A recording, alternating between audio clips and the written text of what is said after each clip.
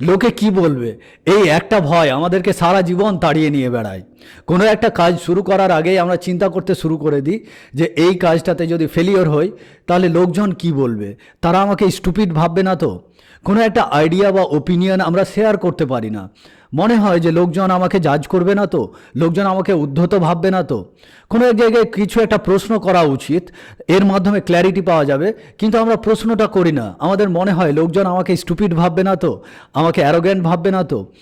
এইভাবে এই লোক ভয় আমাদেরকে আমাদের বিভিন্ন স্টেপস নিতে বাধা দিচ্ছে, আমাদের বিভিন্ন চিন্তাভাবনার ক্ল্যারিটি নিয়ে আসতে বাধা দিচ্ছে। এই সমস্যার সমাধান কি?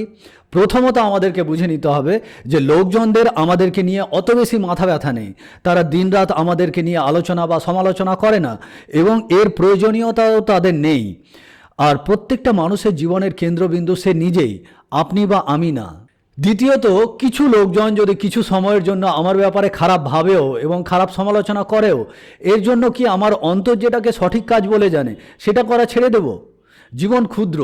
আমি লোকজনকে অ্যাপিজ করতে করতে, তাদের মুখ চেয়ে, তাদের চাটুকারিতা করতে করতে জীবন কাটিয়ে দিতে পারি, কিংবা আমি আমার অন্তর যেটা সঠিক বলে জানে সেটা করতে করতে জীবন কাটিয়ে দিতে পারি। আমি দ্বিতীয়টা চুজ করব।